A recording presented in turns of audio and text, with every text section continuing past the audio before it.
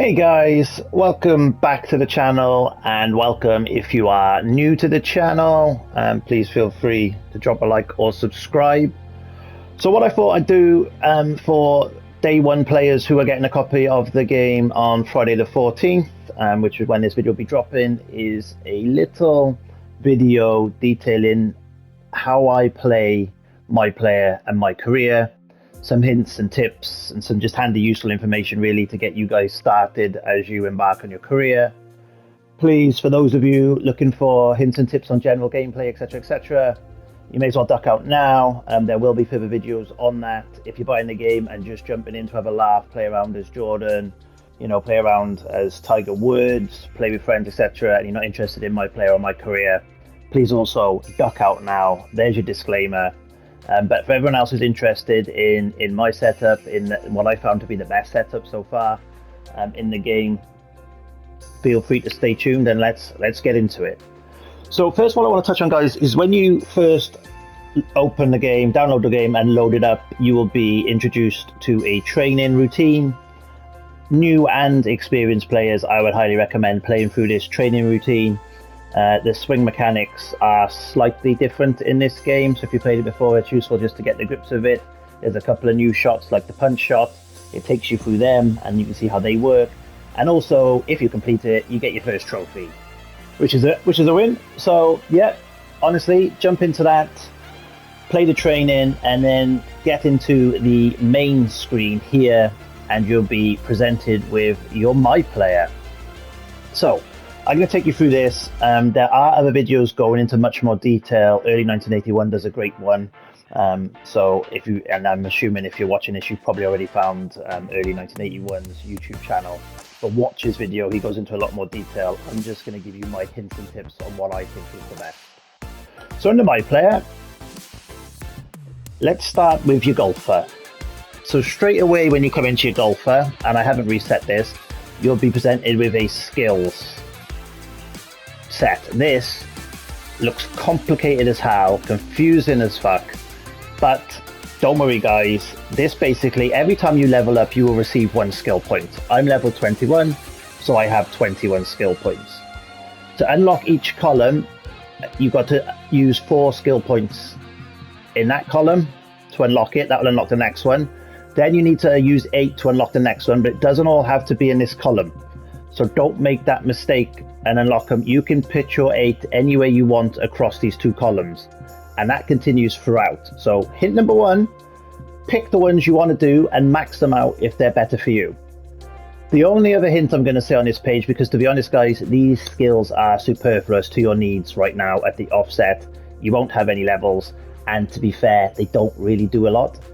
So I will just take you through a quick walkthrough. So column 1, if you look on the right, this is Trailblazer level 1. This is activated by missing 3 fairways. Everything in this column is activated by bad shots. Hitting into a head range, scoring bogeys, having poor swing timing. This is, if you are new to the game, I would recommend putting some points in this column. Every other column then, so this second column, is rewards for good play. So hitting 3 fairways in regulation, hitting 4 fairways in regulation. So you can see I'm spending my points here because I don't tend to have the bad play as much. I have the good play. So it's always bad play, good play, bad play, good play. So wherever you are struggling with your game, that's where you want to spend your skill points. I don't plan on doing anything more in that. I do have 1 left to spend, so I will chuck that on one of these, I believe. Let's do a power boost from the fairway. Let's do that. So I score a birdie or better 3 times and I get a power boost from the fairway. That sounds interesting enough, right? Ooh, that could be better though. Maybe I'll do this one, hit 4 fairways in regulation. I definitely hit more fairways in regulation. Let's do that one, let's do the wedge. There you go. So you spend your skills for special next. Now, as I say, these are superfluous, guys. So if you are struggling with your game, use 1, 3, and 5. If you're pretty good at the game, use 2, 4, and 6. This final column, which I haven't unlocked yet, this is where everyone's going to want to get to. These are permanently on. So there is no activation, deactivation. You can see with all of these, they activate and deactivate, so they come on and off your clubs regularly. They don't have much impact. I wouldn't even worry your little brain about them, really.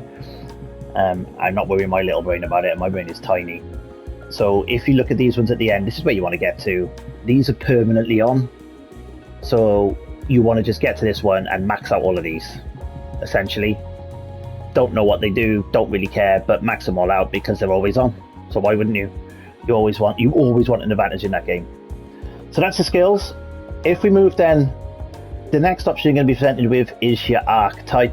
As I say, there's quite a few videos already on this. Just Google PGA2K23. I'm not going to take you through them all. Most people who come in are going to go, ooh, be the powerhouse, smash it as far as we can. Not for me. I'm going to play on master difficulty quite a bit. So I want good timing, swing path and transition. So I picked the rhythm. As you can see, not much power, but the putting is good, the timing is good, the swing path is good. And I will talk you through how you make up the power numbers quite easily. Another good starting one is the woodsman. It's an all-rounder.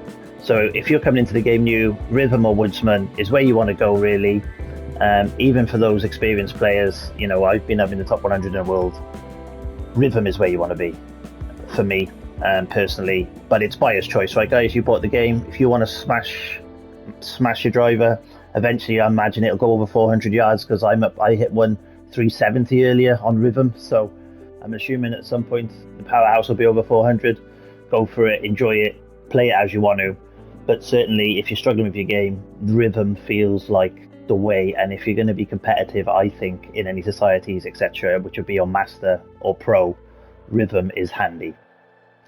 Just my penny's worth. Anyway, as I said, lots more videos out there on talking you through all of these and what all the little attributes mean. But certainly, I focus on timing and swing path. For me, that's all I need. The last bit I want to touch on is appearance. It's an absolute shit show of a player designer, to be honest. I mean, it's just terrible. But one thing I didn't notice originally, under edit face, you think you go in there and you go through them all, going, well, that's a lame options for your face. If you just push up onto the edit face, lo and behold, there is millions more options to change yourself a bit more. I say millions more options. There's a couple more options, right? There's 6 more, but it can give you a bit more unique. A lot of people haven't noticed that, I don't think. So we got a lot of generic players at the minute. So yeah, edit face, took me a while to find it, is the place to be if you want to make yourself a little bit more bespoke to who you are. Sadly, you can't change body shape, so we're all going to be the same shape. But hey, you know, it's 2022, PGA2K23. Be too much to ask for to have a fat golfer, right? So there we go. That is a quick one through the skills, the archetype, and a little hint on your appearance to help you get underway. Once you're happy with where you are, and you're not going to have a lot to do in the skills section, to be fair, or the archetype, you're just kicking one, you're going to get your career underway. Now, as you start your career, and I will go into this while I'm here, in the locker area, there's an important change from 2K21 if you played the previous game. On the previous game, you would use your clubs to determine your distance. In this game, the archetype you've picked, as I said, power will give you more distance, etc., etc., determine your stats.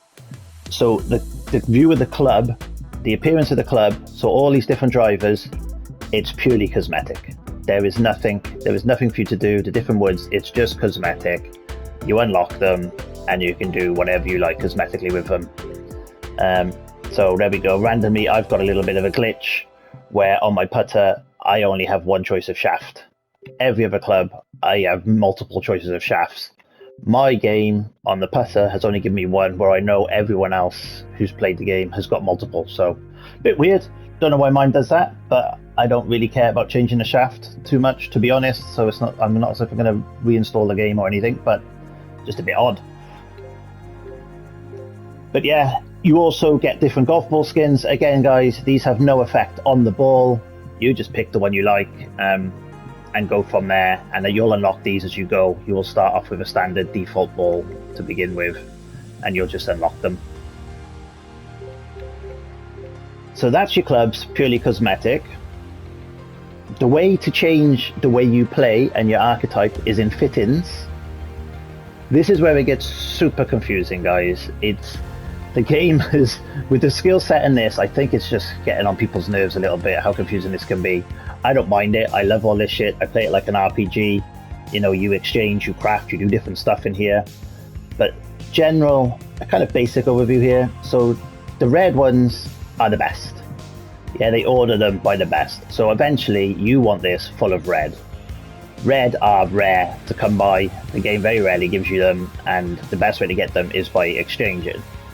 So purple is second best, then blue, then green, then grey is your lowest ones. Yeah.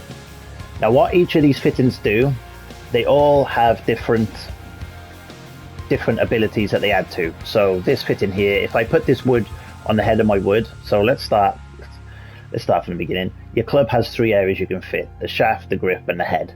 Yeah, you can put a fitting on each, and each fitting will add or take away depending on what you do. So if I put this on my wood head, my power would go up by 2, timing wouldn't change, my swing path would go up by 4, my transition would drop, my shaping would go up, and my lie range would drop. As you progress up them, you see stuff goes up by greater. So these are just 4s, 2s, this is 5s, 4s, the blues are 7s and 6s, the purples can go up to 10s, so 10 for lie range there, 7s, 8s, purples, and then the reds are, everything seems to be positive in the reds, hence you want all reds. There are very few negatives, it doesn't detract from any other area, so at some point you can really whack your player up. So if I show you just one club, I'm not going to go through all of them. On my driver, I have put a power on the shaft. This gives me +10. So remember I said earlier you can easily get your power up on your archetype? So my power on my archetype is now at 289 yards is my distance, a power of 78. If you remember from the archetype screen, I think you start at a power of 60. So I've got that fitted on the shaft. I've got a head one fitted, which gives me another 4. And I got a transition one fitted, which gives me another 4. So I started at 60, I went +10, +4, +10. That gives me a power of 78 and gives me a yardage of 289. So you can actually change the way your clubs play to how you want them to play. So, you know, if you're a powerhouse and put all these on, I imagine you'd be smashing the ball miles. And that's fine, that's your prerogative. Likewise, every club, you can do it. And you can also specify, so if I go to the irons, if I say I want to put this one on, so select quick fit, you can actually pick which iron you put it on. You don't have to put it on all. So you can actually at some point get all your clubs playing differently. And this is the way you close the gap in terms of your yardage. If you've got gaps in yardage, you might say want to put on a 5 iron. Oh, I don't like my gap between, let's say, my 9 iron and my pitching wedge. You know, oh, I don't like a 12-yard gap. I can put something on a 9 iron that will reduce the power, or I can put something on a pitching wedge that will increase the power. So you can do it individually. At the minute, I'm doing them all in groups. It costs you money, and this is where you need to be spending your money at the start of the game. So win your fittings. You won't have all these fittings to start with. When you start winning them, my advice to you is put them on everyone you get on. That's what I've been doing. And then once you've got spares, start exchanging. And I will show you an exchange now, actually, because I have 3 spare purple ones that aren't doing anything, and I don't want to lose anything in terms of that, or that. So to exchange them, this is what you do. You select exchange. So I've got one in there. I want to put my iron head power in there, and I want to put my driver grip lie range, which is quite a good one, +10. They're very rare, the +10s. Now, when you exchange them, you can actually specify what you want. So I can exchange those 3 purple for a specific purple one I want. Let's say if I wanted something for my driver to give it more power, I can opt for that. Or you can exchange up and ask an upgrade, obviously. So exchange for 3 for 1 that you particularly want, or upgrade to the next level up. I would always upgrade, so I always upgrade your grey go to green, your green go to blue, your blue go to purple, your purple go to red. So let's upgrade this, and it's just luck what you get. So should we see what we get? Let's see what we get. Let's do it. And I got a putter path head +5, which is just rubbish. I keep getting red ones on my putter, which is annoying. So I've already got a head with +9. So how I ended up with a +5, I don't know. It gives me better weight, but I lose my putt path. So it's just different attributes. They're more evenly spread here. That gives me 10 overall. That gives me 8 overall. That gives me 8 overall. That gives me 8 overall. But these 8s are 2 pluses, right? So you can see there's 2 pluses there. There's a plus and a minus. So it has its uniqueness. But once I get 3 superfluous red ones, I will just exchange them for a red one I want and pick one. But there you go. That's your fittings. Look, I know that's very complicated. You probably want to rewatch this. Just get to grips with yourself, or don't even bother with it. You know, it's completely your choice. But like I said, if you don't want to do all the exchanging and stuff and just fit the ones you win, happy days, guys. They're just going to help you. So don't get too stressed about it. Just go through each club, make sure you got your best ones on, pay your money to do it, fit them to all. That's what I do. I don't go through picking individual stuff. And then the more you play it, the more you'll get used to this and the more you'll come back to it. Okay, so that's a little bit about fittings. The other thing I'll just touch on very briefly in here is the ball. This is causing a bit of contention. Ball type. In ball type, again, like the fittings, you have different levels of balls. I have only ever used the default ball. I think they're going to restrict societies to the default ball, so I don't want to get over enamored with any other type of ball. Feel free to buy them, try them out. There's a lot of contention. So for example, the magnet ball, if you look on the right, your bounce and your roll reduces. So the friction ball, your roll completely reduces. So the friction ball, it just stops dead. It doesn't roll. The magnet ball, the bounce completely goes. And I think if you've got the friction ball on, it actually changes the green speeds. So a fast green speed will become, you know, a 190 odd will become a 150, and so on and so forth. So they feel like a little bit of a cheat to me. I'm not going to bother with them. I've only ever played on default. I only ever expect to play on default. I might have a casual round just to see what they do, but not for me, guys. Your choice, though. Feel free to use them as you please. All right, so that's your golfer. So set him up. Archetype, rhythm for me, or the Huntsman one, but you guys choose what you want. Skills, don't worry about them. Fittings, very confusing, but fit what you can on the clubs you have, and if you get spare ones, exchange them. That's my only advice there. Nothing else to do. Okay? Now, next bit's going to be very quickly, so I'm not going to show you any gameplay or anything like that. You're going to start your career. You're going to launch into your career mode. You're going to be all excited. You pick where you want to start. There's Q School, there's Corn Ferry Tour, there's straight into the PGA Tour. Whatever you want to do. My career has been massively glitching on me tonight. It suddenly told me that I've pulled out of every event for some reason and ended my season. Okay, apparently now I've pulled out of the FedEx Cup as well. Don't know why it's done that to me. So it has just completely reset my season. Okay, thank you, game. That's interesting. That's annoying. Well, there we go. Live glitch for you there, folks. So it literally just reset my season. No idea why or how. I was having a really good season. That's going to upset all my sponsors as well. So that's annoying. We'll come on to that in a second. Anyway, okay. So, wow. Okay, I didn't even get to play the FedEx Cup. And that's good. I wanted to restart anyway. I want to be on Master Swing. I was playing it on Pro. I will show you. How do you see last season? Oh, I don't want to do that. Let's go back. How do you see? Let's have a look. I was smashing it in the PGA Tour, guys. So this was my season before they just exited me. I was winning everything, as you can see, and then they decided that actually, after I beat Tiger Woods, I'm too good, and they booted me from the game. Wow, that's one hell of a glitch. Anyway, here's what it is. So there was just a couple of hints in here. So when you start your season up, brand new, you will have rivals. You can see I'm back to tier 1 as I completed the rivals. I went all the way through and defeated Tiger Woods. You're going to want to select a rival. You're going to want to play them. The rivals are good because if you look at the rival, they will give you fit-in for your clubs. And everything for you right now should be about fit-ins. So pick the rival that gives you fit-ins. Bubba doesn't. Ricky and Harold do, so play them first. Do Bubba third. And then you go up a tier, you see at the bottom, and there'll be different rivals. So I would chase fit-ins right now, guys, if I was you. That's my only advice for the rivals.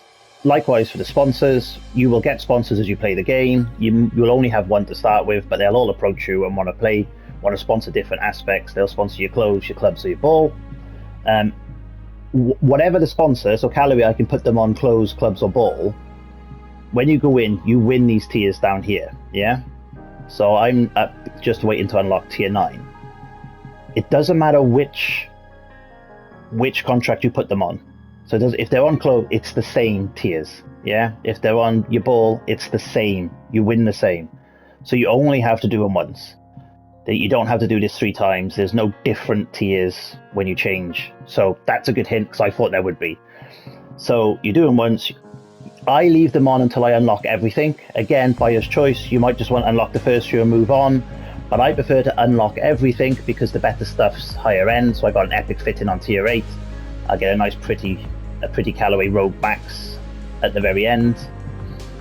So again, I picked ones with balls and fit-ins. I would suggest doing that, get them on, and for me, I would leave them on, guys, until you unlock the full tier range, till you get them all unlocked.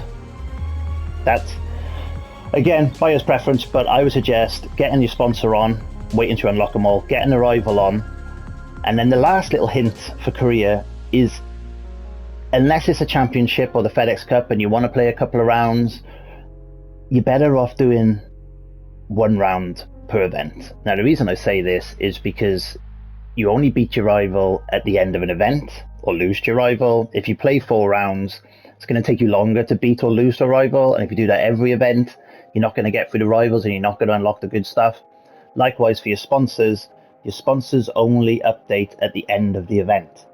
So the more events you do, the more rivals you beat, the more sponsor unlocks you get, the more money, the more apparel, the more balls, and the best thing, the more club fittings. So why would you play it on anything other than 18 holes? Yeah? Get through the events, get your XP up, get these beaten, and get yourself some better shit. So anyway, that's it. That's all I want to go into for now, guys. I'm going to go turn this off and reset the whole thing because I don't want to keep getting booted out of career mode like this. Pretty annoying. I've spent ages getting through all of that. So anyway, that's a pickle. But yes, enjoy the game, guys. Have fun with it. Any questions, leave a comment. I will be doing a lot more in-depth tutorials on how I swing, how I play the game, how I set up, etc, etc, more in-depth on the archetypes and things. But this was just a quick day 1, get you started, get yourself a decent archetype. Don't worry about the skills, they're very confusing. Don't worry about the fittings for now, just fit them as you get them. Play 1 round to beat the rivals and to get the sponsors and to win yourself some shit, because you don't want to spend your virtual currency on anything other than putting your fittings on your clubs. That's my advice. That's it, guys. Have a great time, have a great weekend playing the game, and I will catch you all soon.